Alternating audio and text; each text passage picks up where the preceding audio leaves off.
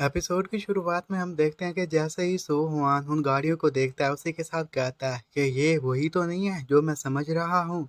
और वहां पर आने वाला बंदा कोई और नहीं बल्कि commander in chief of northern defence line लो लिंग था। जैसे ही यहाँ पर गार्ड्स उसे देखते हैं तो उसी के साथ ही कहते हैं कि कमांडर आप यहाँ पर आ गए तो हम आपको वेलकम कहते हैं। और फिर लिंग आगे बढ़कर उसे ये कहने लग जाता है कि ऑफिसर हुआंग यहाँ पर काफी अरसे के बाद आया हूँ लेकिन कुछ भी चेंज नहीं हुआ। बस ब्रदर हुआंग जैसे ये सुनता है कि कमांडर इन चीफ को उसका नाम याद है तो उसकी आंखों से फिर आंसू आना शुरू हो जाते हैं और वो ये कह रहा था कि मैंने कभी भी नहीं सोचा था कि आपको मेरा नाम याद होगा। जिस पर कमांडर इन चीफ उसे ये कहता है कि नहीं नहीं अब रोने की भी क्या ज़रूरत है, वैसे भी यहाँ का सफ़र तो सिर्फ 10 मिनट का था, मैं तो 10 मिनट में यहाँ पर आ गया। तभी फिर लिंग सो हुआन के पास जाता है और वहां पर जाते साथ ही उससे यही पूछता है कि क्या तुम यहीं पर रहते हो। इस पर सोहान को समझ में नहीं आ रहा था कि वो कमांडर इन चीफ को क्या कहे क्योंकि वो उससे पहली बार मिल रहा था। और वो हड़बड़ा कर कमांडर इन चीफ कहता है तो जिस पर लिन आगे बढ़ता है और उसके कंधे पर हाथ रखकर उसे कहने लग गया था कि तुमने अभी मुझे क्या कहा। बस ये सुनने के साथ ही सोहान चौकन्ना हो जाता है और उसे ये कहने लग गया था कि थर्ड सीनियर ब्रदर आपसे मिलकर मुझे काफ़ी खुशी हुई और हाँ मैं यहीं पर रहता हूँ।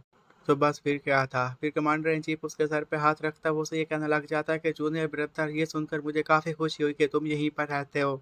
और अपनी टीचर के बारे में बता रहा था कि उसने हमें बताया है कि उसने एक स्टूडेंट को एक्सेप्ट कर लिया है। और पिछली बार जब मैं हेडक्वार्टर्स में गया था वहाँ पर हमारी मुलाकात नहीं हो पाई थी क्योंकि मैं एक बास्टर्ड को एक्सटरमिनेट करने के लिए गया हुआ था, लेकिन अब देखो अब तो हमारी मुलाकात हो ही गई। इतना सुनने के साथ ही ब्रदर हुआंग और उसके साथ खड़ा हुआ श्याओ दोनों काफ़ी हैरान हो जाते हैं और ये कहने लग जाते हैं कि बस सिर्फ इतनी सी बात के लिए कमांडर इन चीफ यहाँ पर आ गए और वो भी सिर्फ सू हान को मिलने के लिए। और हुआंग तो मन ही मन में ये भी कहने लग जाता कि मुझे तो लगा था कि ब्रदर सू एक नॉर्मल टेमर है लेकिन मुझे नहीं पता था कि ये तो शुक्र है कि इसके साथ हमने कुछ ज़्यादा बुरा नहीं किया वरना हमारी शामत आ जाती। फिर लिंग ये सब कुछ देखने के साथ उन गार्ड्स को यही कहता है कि अब यहाँ पर रुक कर हमारा मुंह ही नहीं देखते रहो बल्कि जाओ और देखो कि पिछले हाफ महीने में तुमने क्या क्या हार्वेस्ट किया है और उसके जाकर काउंट करो। और फिर उन्हें ये ऑर्डर देने के साथ ही जूनियर ब्रदर सो हुआन को ये कहता है कि तुम अपने ड्रैगन को यहाँ पर समन करो क्योंकि मैंने मुझे यहाँ पर मिशन पर भेजा गया, मुझे टीचर ने कहा था कि मैं यहाँ पर आकर तुम्हारे ड्रैगन की ग्रोथ को चेक करूँ। सो हुआन जी सुनने के साथ काफ़ी एक्साइटेड हो जाता है और ये कहने लग गया था कि जब से मैं यहाँ पर आया मुझे लगा था कि टीचर मुझे भूल गए हैं लेकिन ऐसा नहीं है, बल्कि टीचर ने तो मेरी ग्रोथ रेट चेक करने के लिए एक बंदे को भी यहाँ पर भेज दिया।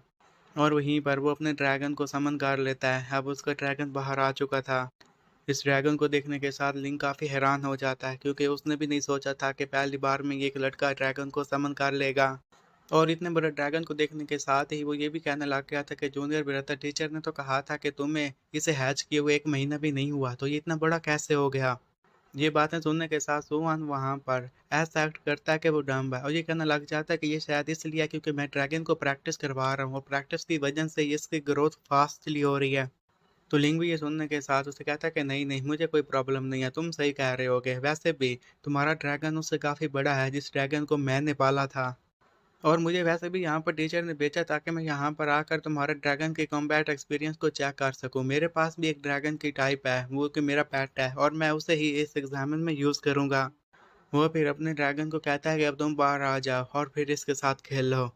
और उसने उस ड्रैगन का नाम दिया हुआ था रेनोसेरोस का। जैसे वो बाहर आ जाता है तो इसके बारे में लिंक जी बताने लग गया था कि ये ड्रैगन और अर्थ बोथ टाइप्स में पाया जाता है। इसमें जो एबिलिटी है वो ड्रैगन की तरह की है और ये भी एक टॉप डेंजर स्पीशीज में शामिल है। और सिर्फ इतना ही नहीं बल्कि मैंने इसे फुल स्टेज पर नर्चर किया हुआ है जिसकी वजह से इसमें स्किन की और फ्लैश की करैक्टरिस्टिक्स पाई जाती हैं। अगर तुम इस पर अटैक करोगे तो ये तुम्हारे अटैक को काफ़ी देर तक आराम से झेल सकता है। और सिर्फ इतना ही नहीं बल्कि मैं ही इसे अपनी मेन फोर्स के लिए इस्तेमाल करता हूँ। तो बस ये सुनने के साथ ही सो हुआन अपने ड्रैगन पर हाथ रखते हुए सीनियर ब्रदर इनको ये कहता है कि तुम कोशिश करना कि मेरे ड्रैगन को ज़्यादा नुकसान ना पहुंचे क्योंकि मैं नहीं चाहता कि मेरे ड्रैगन इस फाइट में मारा जाए। तो सीनियर ब्रदर लिंग हैरानी से देखते हुए कहते हैं कि क्या तुमने क्या कहा कि मैं इसे मारने के लिए आया हूँ।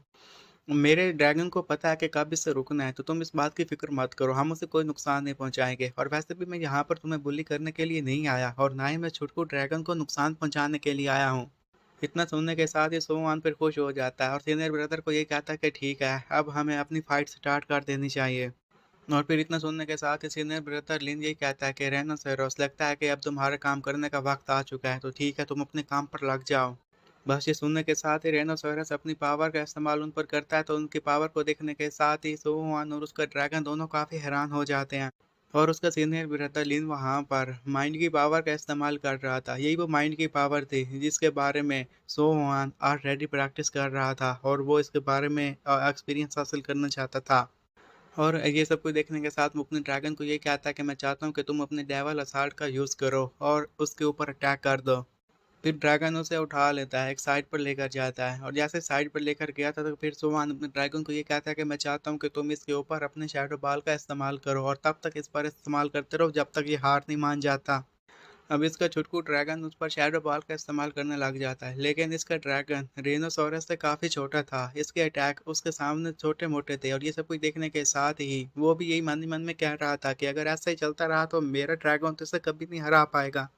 और फिलहाल मैं यही कर सकता हूँ कि लोगों को दिखा सकता हूँ कि मैंने ड्रैगन को कितना ग्रो किया है, और वैसे भी मैं नहीं चाहता कि टीचर ये सब कुछ देखकर मुझसे डिसअपॉइंट हो जाएं कि मैंने इसे सही से सिखाया ही नहीं। और वो अपने छोटे को ड्रैगन को ये कहता है कि तुम अपनी स्पीड का फ़ायदा उठाओ और इस पर हर तरफ से अटैक करो। इतना सुनने के साथ ही उसका ड्रैगन फिर हर तरीके से स्पीड दिखाते हुए शैडो बॉल का उसके ऊपर इस्तेमाल करने लग जाता है। जब उसका छुटकू ड्रैगन इस तरह अपने काम पर लगा रहता है, और उससे उसे काफ़ी तकलीफ होने लग गई थी, और ये सब कुछ देखने के साथ ही फिर सो हुआन अपने ड्रैगन को यही कहता है कि अब तुम्हें ड्रैगन पावर और स्पेयर सैक्रिफाइस का इस्तेमाल करना होगा।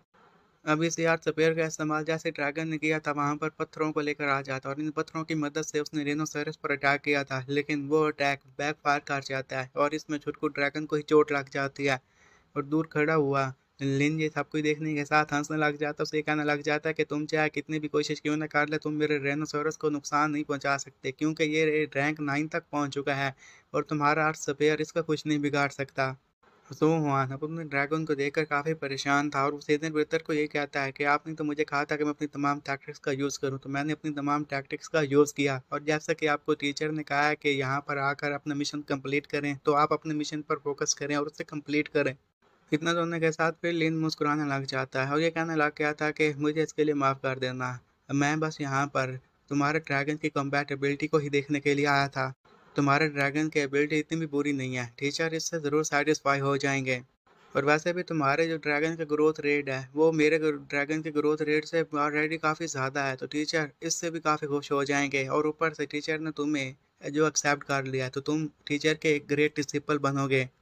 और फिर यहाँ पर बातें ख़त्म हो जाती हैं। अब कुछ दिन हो गए थे, और जैसे ही सीनियर ब्रदर वहाँ से गया था, तो उसके बाद से यहाँ पर विंटर सीज़न शुरू हो जाता है।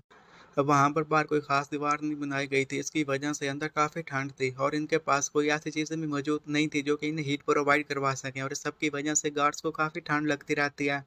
श्याओ ये सब कुछ देखने के साथ अपनी जगह पर उठ बैठता है, और ये कहने लग गया था कि आज का दिन तो बहुत ही ठंडा है। उसी ठंड के मारे कब कपा रहा था, तभी उसका दोस्त से ये कहता है कि तुम भी एक टेमर बन जाओ ना, ब्रदर सू को ही देखो, उसके पास माइंड प्रोटेक्टिव टेक्निक है जिसकी वजह से उसे ठंड नहीं लगती। वो वहां पर लेटे हुए ऐसी बातें गा रहे थे कि तभी सायरन की आवाज़ सुनाई देती है, और रुआंग ये देखते साथ जल्दी से उठ जाता है, और उसे लग रहा था कि वहां पर खतरा है। और एक बंदा भी जल्दी से तेजी से भागता हुआ अंदर आता ही बताने लग गया था कि नंबर 3 चेक पॉइंट से हमें कॉल आई है, वहां पर खतरा है, और वहां पर डेंजर स्पीशीज आ चुकी हैं, तो हमें जाकर उन लोगों को बचाना होगा। हुआंग ये सुनने के साथ ही श्याओ और ब्रदर सू को कहता है कि आप दोनों मेरे साथ आ जाइए, और फिर वो लाओ शू और वेन को कहता है कि तुम भी वहां पर आ जाना और इन सारी चीज़ों को गार्ड करना। सारे लोग जो कि आराम से सो रहे थे, जैसे ही हुआंग की ये बात सुनते हैं, उसी के साथ ही जैसे अपने बिस्तर से उठ पर अपने अपने काम पर लग जाते हैं। वो लोग जैसे चेक पोस्ट पर पहुंचने वाले थे, तो ये कहने लग जाते हैं कि कैप्टन ली ने जैसे कहा था कि यहाँ की सिचुएशन सच में उतनी ही खतरनाक है, मुझे लगता है कि यहाँ पर उन डेंजरस स्पीशीज ने इन्वेड कर लिया है, और यहाँ पर सिर्फ एक ही नहीं बल्कि काफ़ी डेंजर स्पीशीज आ चुकी हैं, और हमें उन्हीं के साथ मुकाबला करना होगा। और जो तमाम वर्कर्स है वो एक जगह पर छुप गए हैं, लेकिन मुझे नहीं लगता कि वो जगह ज़्यादा देर तक उन स्पीशीज से बच कर रहेगी, जल्दी वो स्पीशीज वहाँ पर पहुँच कर उन्हें नुकसान पहुँचा देंगी। अब तो नहीं, लेकिन थोड़ी देर की तक हो सकता है कि वो सभी के सभी वहाँ पर मारे जाएं।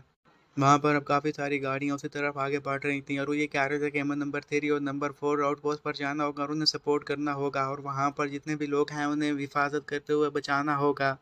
अब वो वहीं पर हुआंग बैठा हुआ था, उसके साथ शाओलू गाड़ी चढ़ा रहा था, तो हुआंग उसे ये कहता है कि तुम्हें गाड़ी को और ज़्यादा स्पीड से चलाना होगा, हमें जल्द से जल्द उस जगह पर पहुँचना होगा।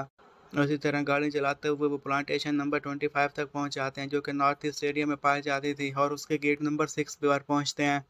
हुआंग फिर वहां पर पहुंचते साथ ही रिपोर्ट करने लग गया था कि हम सेक्शन नंबर 7 से यहाँ पर आए हैं, हमारे में हुआंग शामिल है, जाओ शामिल है, सो हुआन, सारे लोग ही शामिल हैं। तो वहीं पर खड़ा हुआ बंदा हुआंग को ये कहता कि तुम जल्दी से बैटल फील्ड में पहुंच जाओ, और जो भी इंफॉर्मेशन तुम्हें चाहिए होगी रेडियो चैनल में मैं तुम्हें प्रोवाइड करवा दूंगा। इस पर हुआंग कहता है कि ठीक है, जैसा आप कहें। तो फिर वो उन्हें रेडियो पर यही बताने लग गया था कि यहाँ पर काफ़ी सारे बासर ने आकर अटैक कर दिया था, इसमें से कुछ वर्कर मारे गए, जो बच गए थे हमने उन सभी को ट्रांसफ़र कर दिया था। फिर एक जगह पर सारी गाड़ियाँ इकट्ठी हो जाती हैं, क्योंकि वो सब मिलकर ही जाकर प्लानिटरी डॉर्मिटरी पर अटैक करना चाहते थे, वहाँ पर डेंजरस स्पीशीज़ जो पाई जाती थीं। और फिर रेडियो पर कोई बंदा उन्हें ये बताने लग जाता है कि जहाँ तक हमें इन्फॉर्मेशन मिली है वो पॉइजनस वुल्व्स हैं, उनके सर पे अटैक करना जहाँ पर भी तुम्हें नजर आ जाए, और जितने भी लोग वहाँ पर ट्रैप ने कोशिश करना कि उन्हें जिंदा सलामत वापस ले आना। अब टैंक्स वगैरह भी वहाँ पर पहुँच गए थे, और वो वुल्व्स पर फिर गोलीबारी शुरू कर देते हैं, जिनमें से काफ़ी सारे वुल्व्स को मारने में कामयाब भी हो गए थे, लेकिन उनकी तादाद और भी ज़्यादा थी। वो थोड़े से मारते हैं, लेकिन इतने में वहाँ पर और भी ज़्यादा वुल्व्स आ जाते हैं। और ब्रदर सो हुआन जल्दी से ब्रदर शाओ के पास आता है, उसे ये कहने लग जाता है कि मैं चाहता हूँ कि तुम गाड़ी को थोड़ा धीमे धीमे चलाओ, क्योंकि मैं चाहता हूँ कि उनकी में और हम में थोड़ा सा डिस्टेंस क्रिएट हो जाए। तो वहीं पर बैठा हुआ हुआंग ब्रदर सो हुआंग को ये कहता है कि हम ऐसा क्यों करें। तो इस पर सो कहता है कि क्या तुमने स्ट्रेंज हाउल नहीं सुनी, और मुझे टीचर ने ही बताया था कि ये जो पॉइजनस वुल्व वगैरह यहाँ पर पाए जाते हैं ना, इनका एक लीडर भी होता है, तो हमें उस लीडर का इंतज़ार करना होगा। और वहीं पर मौजूद वुल्फ्स ने भी अपने दरमियान डिस्टेंस को क्रिएट करना शुरू कर दिया था, और वांग के साथ ही सो को ये कहता है कि हाँ आपने बिल्कुल सही कहा, अब हमें आगे क्या करना होगा। सो वहाँ ये बताने लग जाता है कि इन सभी को लीडर कमांड कर रहा है। तो तभी तो यहाँ पर आकर इन लोगों ने प्लाटेंशियल डिफेंस सिस्टम को आराम से धुतकार दिया और उसके टुकड़े टुकड़े कर दिए। और हम फिर उन्हीं वुल्फ्स के बॉस को देख लेते हैं, उसका टैलेंट वुल्फ गैस था। और वहाँ पर जितनी भी गाड़ियाँ जा रही थी वो उनके ऊपर अपनी इसी गैस की पावर का इस्तेमाल करने लग जाता, जिसकी वजह से उन गाड़ियों को आगे कुछ खास दिखाई नहीं दे रहा था। जोवान को वहीं पर रेडियो पर बताया जा रहा था कि तुम लोग अपने इंफ्रारेड का इस्तेमाल करो, और एक दूसरे पर अटैक न करना, एक दूसरे के टीममेट को बिल्कुल भी जख्मी करने की कोशिश मत करना। तो ये सब कुछ देखने के साथ अपने लोगों को ये बताने लग गया था कि यहाँ पर कुछ भी सिंपल नहीं होने वाला, और वो शियाहुई को ये कहता है कि तुम अब अपनी गाड़ी को तेज़ी से चलाओ। तो इस पर वो कहता है कि ठीक है, जैसा आप कहें। तभी ही वांग की नज़र साइड पर पड़ जाती है, जहाँ पर एक बड़ा सा वुल्फ आ चुका था और वो गाड़ी पर अटैक कर रहा था। ये देखकर उसके होश उड़ जाते हैं, और वो सू को भी कहता है कि ब्रदर सो इस साइड पर देखो। सूहान उसे ये देखते हुए कहने लग जाता है कि ये तो एक कंपेनियन शैडो वुल्फ है ना, इसके पास तो ऐसे तकनीक है, लगता है कि यही वो लीडर है जिसकी मैं बात कर रहा था। और वही वुल्फ की नज़र अब इनकी गाड़ी पर पड़ जाती है, और वो इनकी गाड़ी की तरफ तेजी से आगे बढ़ने लग जाता है, जिस पर वांग यही बताता है कि ये तो हमारी तरफ ही आ रहा है। उस वुल्फ ने इनकी गाड़ी पर अटैक किया था, तो इनकी गाड़ी उसके अटैक से बाल बाल बच जाती है। और जबकि ये सब कुछ देखने के साथ ही वांग यही कहता है कि ये तो काफ़ी स्ट्रॉन्ग है, क्योंकि वो उसके ऊपर अपनी गोलियों का इस्तेमाल कर रहा था, लेकिन उसकी गोलियों का उस पर कोई भी असर नहीं हो रहा था। सिर्फ इतना ही नहीं, बल्कि गोलियां लगने के बाद ही वहीं पर जैम हो जाती थी, इवन पेनिट्रेट भी नहीं कर पा रही थी। वुल्फ भी उनकी गाड़ी के साथ साथ दौड़ रहा था, और फिर उनकी गाड़ी पर अटैक करने के लिए जंप लगा देता है। अब जैसे ही सोहुआन के पास वो वुल्फ काफ़ी करीब पहुंच जाता है, तभी ही सोहुआन अपने ड्रैगन को वहां पर समन कर लेता है, ताकि वो आकर उस वुल्फ के साथ अटैक कर सके, और उसका ड्रैगन अब बाहर आ गया था। तभी वो शैडो बॉल बनाना शुरू कर देता है, और इसी शैडो बॉल का इस्तेमाल वो उस पर करने लग गया था। इस तरह वो वुल्फ पर अटैक कर देता है, और वो वुल्फ गाड़ी से अब नीचे की तरफ उतर गया था। और इस सब कुछ देखने के बाद से सो हुआन कमांडर को यही बताता है कि मैं एक टेमर हूँ, मेरा नाम है सो हुआन, और मैं एक्सीडेंटल इंजरी से बचाने के लिए सीज फायर की रिक्वेस्ट करता हूँ, और मैं खुद ही अब लीडर के पास जाऊँगा और उसे मारूंगा। और दूर खड़ा हुआ एक बंदा उन्हें देख रहा था, और ये फाइट का सीन देखने के साथ वो ये कहने लग जाता है कि जैसा कि मैंने सुना था कि ये तो लॉर्ड्स का डिसिपल है, सच में ये वैसा ही है, और ये एक टेमर भी है, स्ट्रॉन्ग भी है। और वही कमांडर उसे ये बताने लग जाता है कि मैं सीज फायर करने का ऐलान करता हूँ, और हम सभी लोग नंबर 10 नॉर्दर्न सेक्शन की तरफ जाएंगे, और लीडर को मैं आपके यहाँ सौंप देता हूँ, लेकिन बाकी जितने भी यहाँ पर 20 मौजूद हैं हम सभी मिलकर उसे हराएंगे। सुहान कमांडर के ये पास होने के साथ कमांडर को ये कहता है कि ठीक है, जैसा आप कहें। अब जैसे ही सुहान आगे बढ़ रहा था, वहाँ पर फॉग और भी ज़्यादा बढ़ती जाती है, और सब कुछ देखने के साथ वो हैरान हो जाता है। ये कहने लग गया था कि आखिर यहाँ का लीडर कहाँ पर है। कि तभी ही फिर साइड से हुआंग उसे कहता है कि उस साइड पर देखो, तो सो फिर उस साइड पर देखने लग जाता है। जैसे ही सो ने साइड पर देखा था, तो वहां पर उनका लीडर आ चुका था, और वहीं पर उनका एक टीममेट भी खड़ा हुआ था, जो कि ये चिल्ला रहा था कि जल्दी से मेरे पास आओ और आकर मेरी मदद करो, जबकि वो वुल्फ लीडर उसके बिल्कुल पीछे पहुंच जाता है। और अब ये सब कुछ देखने के साथ सू के तो होश ही उड़ जाते हैं, क्योंकि उसे पता था कि उसके टीममेट की जान जाने वाली है। तो वो ड्रैगन को ये कहता है कि तुम अपने डेविल असॉल्ट की तकनीक का इस्तेमाल करो और हमारे टीममेट को बचा लो। तो बिल्कुल ड्रैगन वैसा ही करता है। ड्रैगन उसके ऊपर डेविल असॉल्ट का इस्तेमाल करता है, जिसकी वजह से वो वुल्फ पीछे जाकर गिरा था, लेकिन पीछे भी वो गाड़ियों में ही लगा था। अब वो तो जाकर अपनी जगह पर दोबारा खड़ा हो जाता है, लेकिन वही बंदा जिसकी जान बचाई थी वो टीममेट्स को ये कहता है कि आपका बहुत शुक्रिया कि आपने मेरी जान बचाई। वो काफ़ी खुश दिखाई दे रहा था और ये कह रहा था कि मुझे तो लगा था कि अभी मेरी जान चली जाएगी, लेकिन तुम लोगों की वजह से मेरी जान बच गई। तो वहीं पर फिर खड़ा हुआ सुहान से कहा था कि तुम क्या करने की कोशिश कर रहे हो, जल्दी से वहां से भागो। इससे पहले कि वो लड़का वहां से भागता, वो वुल्फ अपने पंजे की मदद से उसके सीने में आर पार कर देता है और उसे वहीं पर मार देता है। ये देखने के साथ ही सुहान और उसके ड्रैगन दोनों के होश उड़ जाते हैं, क्योंकि वो अपनी आंखों के सामने अपने टीममेट को मरता हुआ देख रहे थे। और वो अपने ड्रैगन को ये कहता है कि मैं चाहता हूँ कि तुम अब अपने अर्थ स्पेयर सैक्रिफाइस का यूज़ करो। तो उसका ड्रैगन बिल्कुल वैसा ही करता है और अर्थ स्पेयर सैक्रिफाइस का यूज़ करता है, जिसकी वजह से ज़मीन से काफ़ी सारे पत्थर बाहर आ गए थे। लेकिन जैसे ही वो पत्थर वुल्फ की तरफ बढ़ने लगते हैं कि तभी ही वुल्फ अपनी एबिलिटी का इस्तेमाल करते हुए उस पत्थरों के अटैक से आराम से बच गया था। और ये देखने के साथ ही सो हुआन शियाओ को ये कहा था कि तुम्हारे पास अच्छा मौका है, इसके ऊपर फायर पावर का इस्तेमाल करो ताकि इसे हम जल्द से जल्द मार सकें।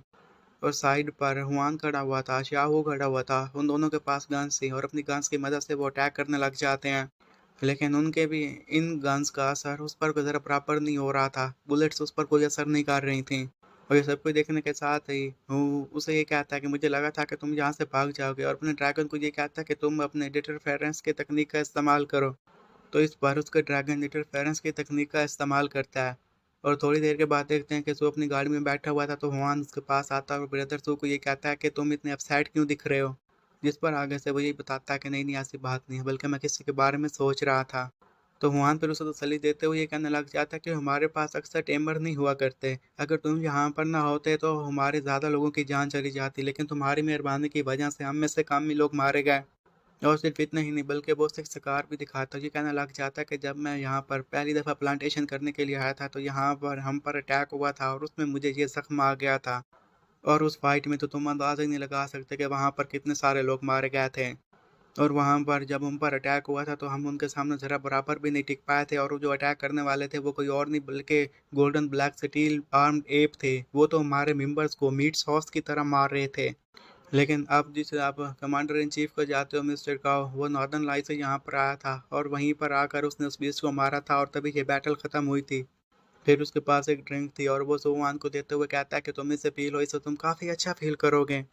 और वो ड्रिंक लेते हुए सुहान यही कहने लग जाता है कि ब्रदर हुआंग, आपका बहुत बहुत शुक्रिया, मैं समझ गया कि आप क्या कहने की कोशिश कर रहे हैं।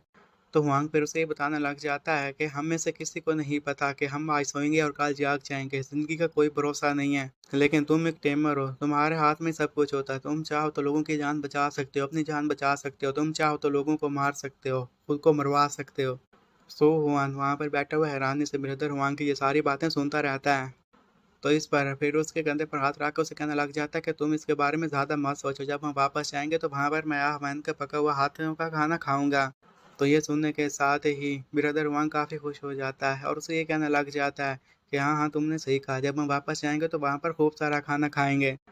सो हुआंग का ये पहली दफ़ा था कि वो किसी बैटल में पार्टिसिपेट कर पाया था। यहाँ पर उसने काफ़ी सारे मेंबर्स को इंजर्ड होते हुए देखा, काफ़ी सारे मेंबर्स को अपनी आंखों के सामने मरते हुए देखा, लेकिन ये उसके एक्सपीरियंस में काफ़ी काम आया। अब उसपे खुद को भरोसा हो चुका था। अब उसमें इतना भरोसा आ चुका था कि वो खुद को बचा सकता था और बाकियों को इस दुनिया से बचा सकता था। और अगले 1 महीने तक उसने खुद भी ट्रेनिंग की और अपने ड्रैगन को भी ट्रेन करवाता रहा। वो भी उसके मुताबिक जो उसे एंशिएंट ड्रैगन बुक मिली थी, वो भी फ्यूचर से। और ड्रैगन का साइज़ वक़्त के साथ-साथ और भी बड़ा होता गया। उसमें एनर्जी और भी कूट-कूट कर भर के आती रही और उसका इफ़ेक्ट और भी स्ट्रॉन्गर होता गया। वो इसी तरह अपनी ट्रेनिंग कर रहा था कि तभी ही वहाँ पर एक फ़ैमिलियर गेस्ट आ जाता है। और ये कोई और नहीं बल्कि लिंक था, जो कि लायन के ऊपर चढ़ के वहाँ पर आया हुआ था और आते साथ ये कहता है कि जूनियर ब्रदर, तुम्हें देखे हुए तो काफ़ी अरसा हो गया। तो ये देखते साथ ही सुहान की आंखें खुली की खुली रह जाती हैं, उसका मुंह भी खुला का खुला रह गया था। वो ये कहता है कि मेरे पास भी कोई ऐसा एट्रीब्यूट आ जाएगा जिसके ऊपर मैं राइड कर पाऊंगा, तुम काफ़ी कूल दिख रहे हो उसमें।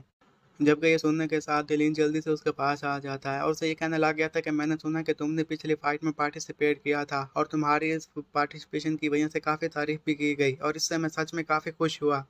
और फिर वहीं पर सोहान उसे कहने लग जाता कि सीनियर ब्रदर आप यहाँ पर आए, आपने कहा था कि टीचर 1 महीने के बाद आपको यहाँ पर भेजेंगे ताकि आप यहाँ पर आकर मेरा टेस्ट कर सकें, क्या 1 महीना हो गया है?